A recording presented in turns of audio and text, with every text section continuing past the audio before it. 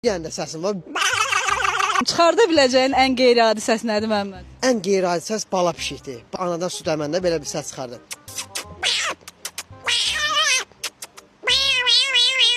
Məhəmməd, necə gəlmisən buna? Bunu bir professional olaraq özümdə kəşf elədim onu mən.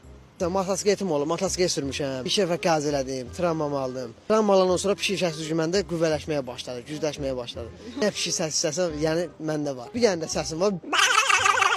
O pişiyi salafana qoysana belə şikayətsən var, onun səsi. Pişik salafana qoymusan işdizindir.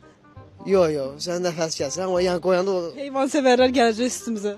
Ha. Bəs böyük pişik, ana pişik. Ha, böyük pişik olur ki, vəhşi pişik var, birinci çöl pişik olur. Ev pişiyi. Ev pişiyi sakit sənin yeməyini istəyir. Ev yəsinə. Ac və çox belə dəhşət yemək axtaran pişik səsi.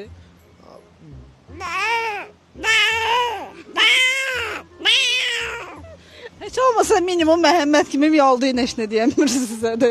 Miyaldıyın. Bizim insanlarımızın içərisində asqarbit eləyənim.